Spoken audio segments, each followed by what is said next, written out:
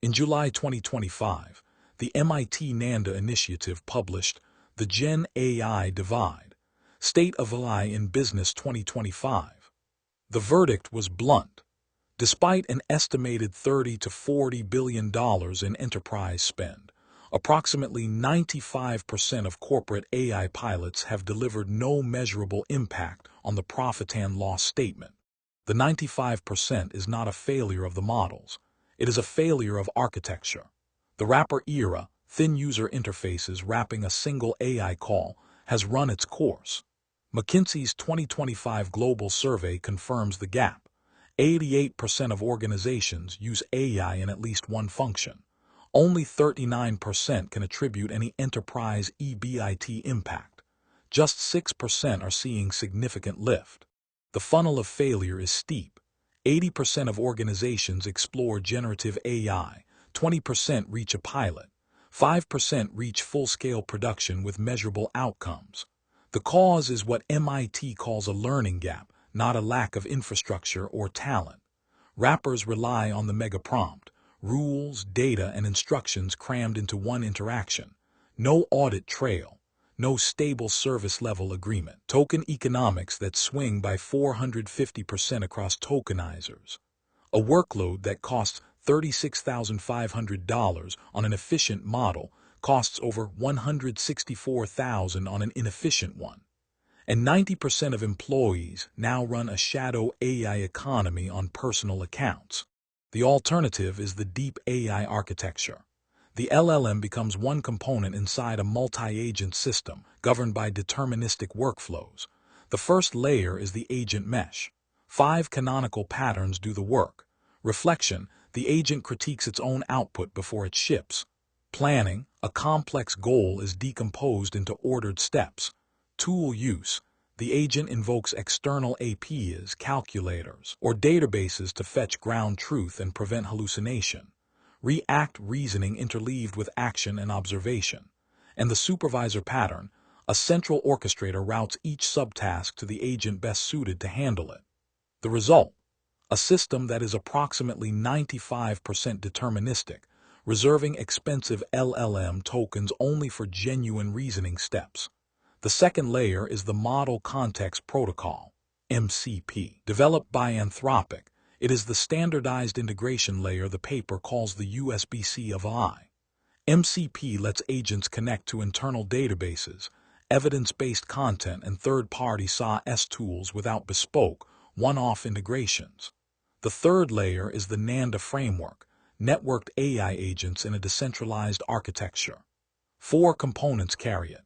Global agent discovery eliminates duplicate internal work. Agent facts gives cryptographically verifiable capability at a station, preventing hallucinated permissions. Zero Trust Agentic access extends Zero Trust security principles to autonomous agents. And agent visibility and control provides centralized governance, maintaining the audit trails regulators now demand. Together, the 3 layers replace the black box of the wrapper with an agentic mesh that is observable, governed, and capable of executing end-to-end business processes, not just answering questions.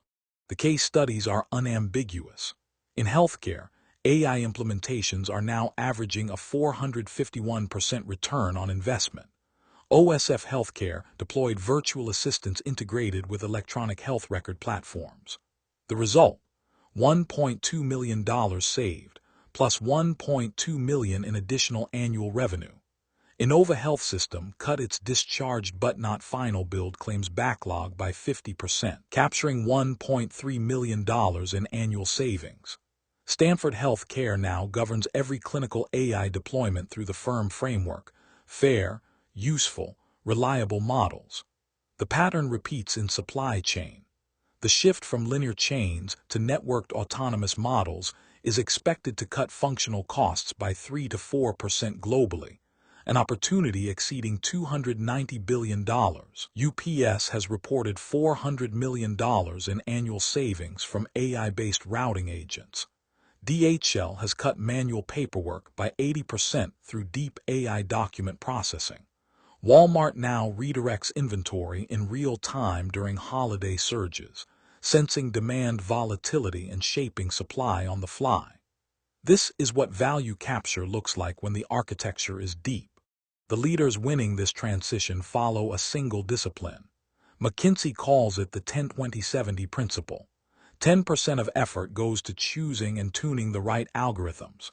20% goes to data and infrastructure, the RAG stores, the MCP servers, the integration plumbing, and 70% goes to people, process, and cultural transformation. Mid-market firms that follow this allocation have lifted EBIT by 160 to 280 basis points within 24 months. The era of asking what AI can say is over. The era of engineering what AI can do within secure, governed enterprise boundaries has begun. We build deep AI, multi-agent systems, standardized protocols, audit-ready architectures, Veriprajna building true intelligence. Read the brief. The 95% failure rate was not destiny, it was a design choice.